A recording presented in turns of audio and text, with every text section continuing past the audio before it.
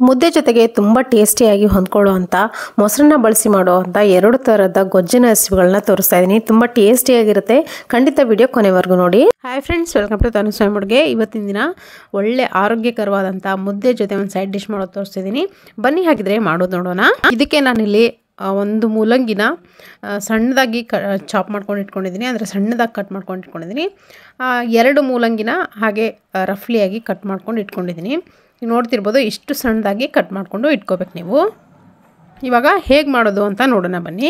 ನಾನೊಂದು ಒಗ್ಗರಣೆ ಪಾತ್ರೆ ಬಿಸಿ ಇಟ್ಕೊಂಡಿದ್ದೀನಿ. ಇದಕ್ಕೆ ಒಂದು 5 ರಿಂದ 10 ಹಸಿಮೆಣಸಿನ್ಕಾಯಿನ ಹಾಕ್ಕೊಳ್ತಾ ಇದ್ದೀನಿ. ನಿಮ್ಮ ಖಾರಕ್ಕೆ ಅನುಗುಣವಾಗಿ ನೀವು ಮೆಣಸಿನ್ಕಾಯಿನ ಬಳಸಬೇಕು. ಇದ್ರ ಜೊತೆಗೆ ನೋಡಿ 1 ಟೇಬಲ್ ಸ್ಪೂನ್ ಆಗೋಷ್ಟು ಹುಚ್ಚೆಳ್ಳನ್ನು ತೊಗೊಂಡಿದ್ದೀನಿ. ಹುಚ್ಚೆಳ್ಳನ್ನು ಹುರಿದೇ ಹಾಕಬೇಕು, ಹಾಗೆ ಹಾಕಬಾರ್ದು.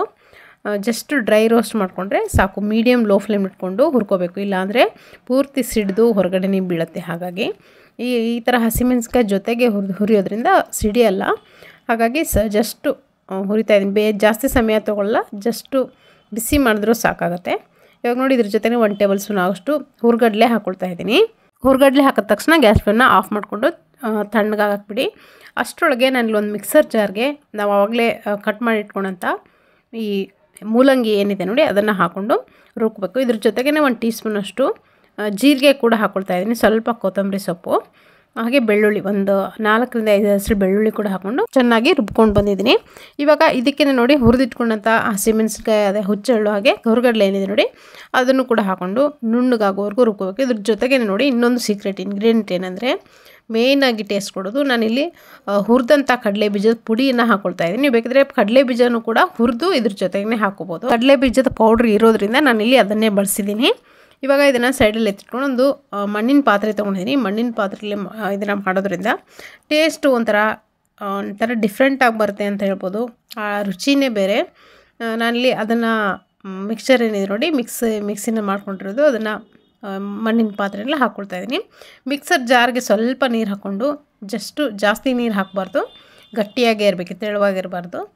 ಹಾಕ್ಕೊಂಡು ನೀರನ್ನು ಕೂಡ ಹಾಕ್ಕೊಂಡು ರುಚಿಗೆ ಎಷ್ಟು ಬೇಕಷ್ಟು ನೋಡ್ಕೊಂಡು ಉಪ್ಪನ್ನು ಸೇರಿಸ್ಕೊಂಡಿದ್ದೀನಿ. ಜೊತೆಗೆ ಒಂದು ನಿಂಬೆಹಣ್ಣಿನ ಗಾತ್ರದಷ್ಟು ಹುಣಸೆಹಣ್ಣನ್ನು ಕೂಡ ಇದ್ರ ಜೊತೆಗೆ ಹಾಕ್ಕೊಂಡಿದ್ದೀನಿ. ಹುಣಸೆಹಣ್ಣಿನ ರಸವನ್ನು ಹಾಕ್ಕೊಂಡಿದ್ದೀನಿ. ಟೇಸ್ಟ್ ಚೆನ್ನಾಗಿ ಬರುತ್ತೆ, ಹುಳಿ ಹುಳಿಯಾಗಿ, ಖಾರವಾಗಿ. ಆಮೇಲೆ ಆ ಹುಚ್ಚೆಳ್ಳು, ಹುರ್ಗಡ್ಲೆ ಪುಡಿ ಹಾಗೆ ಶೇಂಗಾ ಪೌಡ್ರ್ ಎಲ್ಲ ಹಾಕಿರೋದ್ರಿಂದ ಒಂಥರ ಟೇಸ್ಟ್ ಡಿಫ್ರೆಂಟಾಗಿ ಬರುತ್ತೆ. ನೋಡಿ, ಸಣ್ಣದಾಗಿ ನುಣ್ಣದಾಗಿ ಕಟ್ ಮಾಡ್ಕೊಂಡಂಥ ಮೂಲಂಗಿ ಏನಿದೆ ನೋಡಿ, ಅದನ್ನು ಹಾಕ್ಕೊಳ್ತಿದ್ದೀನಿ ಇದಕ್ಕೇ. ನೋಡಿ, ಜಾಸ್ತಿ ಸಮಯ ಕೂಡ ಬೇಕಾಗಿಲ್ಲ, ಬಿಸಿ ಮಾಡೋದು ಬೇಡ, ಕುದಿಸೋದು ಬೇಡ. ಜಸ್ಟು ಈ ಥರ ನೋಡಿ ಮಿಕ್ಸ್ ಮಾಡಿಕೊಂಡ್ರೆ ಆಯಿತು. ನಮಗೆ ರುಚಿ ಆದಂಥ ಜಜ್ಜಿ ಮೂಲಂಗಿ ಸಾರು ರೆಡಿ ಆಗುತ್ತೆ. ತುಂಬ ಟೇಸ್ಟಿಯಾಗಿರುತ್ತೆ. ಖಂಡಿತವಾಗ್ಲೂ ನೀವು ಕೂಡ ಒಂದ್ಸರಿ ಮಾಡಿ ನೋಡಿ.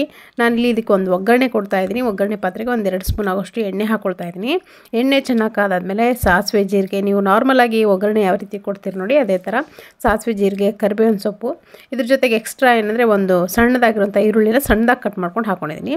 ಟೇಸ್ಟು ಚೆನ್ನಾಗಿ ಬರುತ್ತೆ ಜಜ್ಜಿ ಮೂಲಂಗಿ ಜೊತೆ ಬಾಯಿಗೆ ಸಿಗ್ತಾಯಿದ್ರೆ. ಇದು ಮುದ್ದೆ ಜೊತೆಗೆ ಒಳ್ಳೆ ಕಾಂಬಿನೇಷನು. ರಾಗಿ ಮುದ್ದೆ ಆಗಲಿ, ಜೋಳದ ಮುದ್ದೆ ಆಗಲಿ ಒಳ್ಳೆ ಕಾಂಬಿನೇಷನು. ರೈಸ್ಗೆ ಸೂಟ್ ಆಗೋಲ್ಲ ಇದು, ಜಸ್ಟು ಮುದ್ದೆಗೆ ಚೆನ್ನಾಗಿರುತ್ತೆ ಟೇಸ್ಟು ತಿನ್ನೋಕ್ಕೆ. ನೋಡಿ, ದೇಹಕ್ಕೂ ಕೂಡ ತಂಪು ರಾಗಿ. ಇದು ಮೂಲಂಗಿ ಏನಿದೆ ನೋಡಿ, ಹೊಟ್ಟೆಗೆ ಒಳ್ಳೆಯದು, ತುಂಬ ಒಳ್ಳೆಯದು ಹೊಟ್ಟೆಗೆ. ಗ್ಯಾಸ್ಟ್ರಿಕ್ ಸಮಸ್ಯೆ ಏನಾದರೂ ಇದ್ದರೆ ಇದನ್ನು ಮಾಡ್ಕೊಂಡು ತಿಂತಾಯಿದ್ರೆ ಒಂದು ವಾರಕ್ಕೊಂದ್ಸರಿ ಅದೆಲ್ಲವೂ ಹೋಗುತ್ತೆ ನಿಮಗೆ. ಆ ಥರ ಪ್ರಾಬ್ಲಮ್ ಏನಾದರೂ ಇದ್ದರೆ ಅಂಥವ್ರು ವಾರಕ್ಕೊಂದ್ಸರಿನಾದರೂ ಜಜ್ಜಿ ಮೂಲಂಗಿನ ಮಾಡ್ಕೊಂಡು ತಿನ್ಬೋದು. ತುಂಬ ಟೇಸ್ಟಿಯಾಗಿ ಕೂಡ ಇರುತ್ತೆ. ನೋಡಿ, ಈ ಥರ ಒಗ್ಗರಣೆ ಕೊಟ್ಕೊಂಡು ಈರುಳ್ಳಿ ಚೆನ್ನಾಗಿ ಫ್ರೈ ಆದಮೇಲೆ ಹಾಕ್ಬಿಡೋದು ಅಷ್ಟೇ. ಹಾಕ್ಕೊಂಡು ಮಿಕ್ಸ್ ಮಾಡಿಕೊಂಡ್ರೆ ಆಯಿತು. ಜೊತೆಗೆ ಇದಕ್ಕೆ ನೋಡಿ, ಟೇಸ್ಟ್ ಜಾಸ್ತಿ ಬರಬೇಕಂದ್ರೆ ಸ್ವಲ್ಪ ಬೆಲ್ಲ ಹಾಕಲೇಬೇಕು. ಬೆಲ್ಲ ಹಾಕಿದ್ರೇ ಇದರ ಟೇಸ್ಟು ಒಂಥರ ಎನ್ಹ್ಯಾನ್ಸ್ ಆಗುತ್ತೆ, ಚೆನ್ನಾಗಿರುತ್ತೆ ಟೇಸ್ಟು. ಸಿಹಿ ಹುಳಿ ಖಾರವಾಗಿದ್ದರೆ ಮುದ್ದೆ ಜೊತೆಗೆ ಒಳ್ಳೆ ಕಾಂಬಿನೇಷನ್ ಅಂತ ಹೇಳ್ಬೋದು. ಖಂಡಿತ ನೀವು ಕೂಡ ನಿಮ್ಮಲ್ಲಿ ಟ್ರೈ ಮಾಡಿ ನೋಡಿ. ಮೂಲಂಗಿ ಆರೋಗ್ಯಕ್ಕೆ ತುಂಬಾ ಒಳ್ಳೆಯದು, ಅದರಲ್ಲೂ ಮುದ್ದೆ ಜೊತೆಗಂತೂ ಸೂಪರ್ ಆಗಿರುತ್ತೆ. ಬನ್ನಿ ಹಾಗಿದ್ರೆ ಇದೇ ಥರದ ಮತ್ತೊಂದು ಮುದ್ದೆ ಜೊತೆಗೆ ಒಳ್ಳೆ ಕಾಂಬಿನೇಷನ್ ಆಗಿರುವಂಥ ರೆಸಿಪಿಯನ್ನು ಮಾಡೋದು ತೋರಿಸ್ತಾ ಇದ್ದೀನಿ. ನಾನು ಒಂದು ಮಿಕ್ಸಿಂಗ್ ಬೌಲ್ಗೆ ಒಂದು ಅರ್ಧದಷ್ಟು ಹೀರೆಕಾಯಿ ಅಥವಾ ಒಂದು ಹೀರೆಕಾಯಿನ ಸೆಪ್ಪೆ ತೆಗೆದು ಕಟ್ ಮಾಡಿ ಇಟ್ಕೊಂಡಿದ್ದೀನಿ. 2 ಬದನೆಕಾಯನ್ನು ಕೂಡ ಈ ಥರ ಉದ್ದುದ್ದಕ್ಕೆ ಕಟ್ ಮಾಡಿಕೊಂಡು ಹಾಕ್ಕೊಂಡಿದ್ದೀನಿ ನೀರಲ್ಲಿ. ಇದ್ರ ಜೊತೆಗೆ ನೋಡಿ ಕರಿಬೇವಿನ ಸೊಪ್ಪನ್ನು ಕೂಡ ಹಾಕ್ಕೊಂಡಿದ್ದೀನಿ. 1 ಟೇಬಲ್ ಸ್ಪೂನ್ ಆಗೋಷ್ಟು ಶೇಂಗಾ ಬೀಜ ಹಾಕ್ಕೊಂಡಿದ್ದೀನಿ. ಜೀರಿಗೆ 1 ಟೀ ಸ್ಪೂನಷ್ಟು, 2 ರಿಂದ 3 ಎಸಳು ಬೆಳ್ಳುಳ್ಳಿ ಕೂಡ ಹಾಕ್ಕೊಂಡು ಚೆನ್ನಾಗಿ ವಾಶ್ ಮಾಡ್ಕೊಂಡಿದ್ದೀನಿ. ನೀರಿಂದ ವಾಶ್ ಮಾಡಿಕೊಂಡು ಮತ್ತೊಂದು ಬೇರೆ ಮಿಕ್ಸಿಂಗ್ ಬೌಲ್ಗೆ ಅಥವಾ ಒಂದು ಪಾತ್ರೆಗೆ ನೀರು ಹಾಕ್ಕೊಂಡು ಇದೆಲ್ಲ ಸಾಮಗ್ರಿಗಳನ್ನ ಹಾಕ್ಕೊಂಡು ಉಪ್ಪನ್ನು ಹಾಕ್ಕೊಂಡು ಚೆನ್ನಾಗಿ ಕುದಿಯೋಕೆ ಇಡ್ತಾ ಇದ್ದೀನಿ. ನೋಡ್ತಿರ್ಬೋದು ಇವಾಗ ಗ್ಯಾಸ್ ಫ್ಲೇಮನ್ನ ಮೀಡಿಯಮ್ ಉರಿನ ಇಟ್ಕೊಂಡು ಇದನ್ನು ಚೆನ್ನಾಗಿ ಕುದಿಯೋಕೆ ಬಿಡಿ. ಅಷ್ಟರೊಳಗೆ ಒಂದು ಮಸಾಲೆ ರೆಡಿ ಮಾಡ್ಕೊಳ್ಳೋಣ. ನಾನಲ್ಲೊಂದು ಪಾತ್ರೆ ಬಿಸಿ ಇಟ್ಕೊಂಡಿದ್ದೀನಿ. ಒಂದು 3 ಟೇಬಲ್ ಸ್ಪೂನ್ ಆಗೋಷ್ಟು ಕಡಲೆ ಬೀಜ ಹಾಕ್ಕೊಂಡಿದ್ದೀನಿ. ಕಡಲೆ ಬೀಜ ಚೆನ್ನಾಗಿ ಫ್ರೈ ಆಗಬೇಕು, ಕ್ರಿಸ್ಪಿ ಆಗೋವರೆಗೂ ಫ್ರೈ ಮಾಡ್ಕೋಬೇಕು. ಸ್ವಲ್ಪ ಟೈಮ್ ಹಿಡಿಯುತ್ತೆ ಕಡಲೆ ಬೀಜ. ಸ್ವಲ್ಪ ಮೀಡಿಯಮ್ ಉರಿಲಿ ಇಟ್ಕೊಂಡು ಜಾಸ್ತಿ ಹೊತ್ತು ಫ್ರೈ ಮಾಡ್ಕೋಬೇಕು, ಅವಾಗ ಚೆನ್ನಾಗಿ ಫ್ರೈ ಆಗುತ್ತೆ. ಇವಾಗ ನೋಡಿ ಈ ಥರ ಫ್ರೈ ಆದರೆ ಸಾಕು. ಇದನ್ನು ಬೇರೆ ಒಂದು ಮಿಕ್ಸಿಂಗ್ ಬೌಲ್ಗೆ ನಾನು ಟ್ರಾನ್ಸ್ಫರ್ ಮಾಡ್ಕೊಳ್ತಾ ಇದ್ದೀನಿ. ಇದಕ್ಕೆ ನೋಡಿ ಹುರ್ಗಡ್ಲೆ ಹಾಕ್ಕೊಳ್ತಾ ಇದ್ದೀನಿ. 1 ಟೇಬಲ್ ಸ್ಪೂನ್ ಆಗೋಷ್ಟು ಹುರ್ಗಡ್ಲೆ, ಜೊತೆಗೆ ಒಂದು 3 ಎಸಳು ಬೆಳ್ಳುಳ್ಳಿ ಹಾಕ್ಕೊಡ್ತಾ ಇದ್ದೀನಿ. ಜೀರಿಗೆ 1 ಟೀ ಸ್ಪೂನ್ ಅಷ್ಟು, ಸ್ವಲ್ಪ ಕೊತ್ತಂಬರಿ ಸೊಪ್ಪನ್ನು ಕೂಡ ಹಾಕ್ಕೊಂಡಿದ್ದೀನಿ. ಖಾರಕ್ಕೆ ಎಷ್ಟು ಬೇಕೋ ಅಷ್ಟು ಹಸಿಮೆಣಸಿನ್ಕಾಯಿ ಹಾಕ್ಕೊಳ್ಳಿ. ಸ್ವಲ್ಪ ಖಾರ ಜಾಸ್ತಿ ಇದ್ರೇ ತುಂಬ ಚೆನ್ನಾಗುತ್ತೆ. 4 ರಿಂದ 5 ಹಸಿಮೆಣಸಿನ್ಕಾಯಿ ಹಾಕ್ಕೊಂಡಿದ್ದೀನಿ. ಇದನ್ನು ನಾನಲ್ಲಿ ಮಿಕ್ಸರ್ ಜಾರ್ಗೆ ಟ್ರಾನ್ಸ್ಫರ್ ಮಾಡ್ಕೊಳ್ತಾ ಇದ್ದೀನಿ. 1 ಟೇಬಲ್ ಸ್ಪೂನ್ ಅಷ್ಟು ಕಾಯನ್ನು ಹಾಕ್ಕೊಂಡು ನುಣ್ಣಗೆ ರುಬ್ಕೋಬೇಕು. ತರಕಾರಿಯಾಗಿ ರುಬ್ಬೇಡಿ, ನುಣ್ಣಗೆ ರುಬ್ಬಬೇಕು. ಇವಾಗ ನೋಡಿ ಇಲ್ಲಿ ನಾವೇನು ಬೇಕಿಟ್ಟಿದ್ವಿ ಹೀರೆಕಾಯಿ ಮತ್ತು ಬದನೆಕಾಯಿ ಅದೆಲ್ಲವೂ ಬೆಂದಿದೆ. ಇದನ್ನು ಗ್ಯಾಸ್ ಫ್ಲೇಮ್ನ ಆಫ್ ಮಾಡಿಕೊಂಡು ಇದನ್ನು ಸೈಡಲ್ಲಿ ಎತ್ತಿಟ್ಕೊಳ್ತಿದ್ದೀನಿ. ಇವಾಗ ಇದೇ ಸ್ಟವ್ ಮೇಲೆ ಮತ್ತೊಂದು ಪಾತ್ರೆ ಬಿಸಿ ಇಟ್ಕೊಂಡಿದ್ದೀನಿ. 1 ಟೇಬಲ್ ಸ್ಪೂನ್ ಆಗೋಷ್ಟು ಎಣ್ಣೆಯನ್ನು ಹಾಕ್ಕೊಳ್ತಾ ಇದ್ದೀನಿ.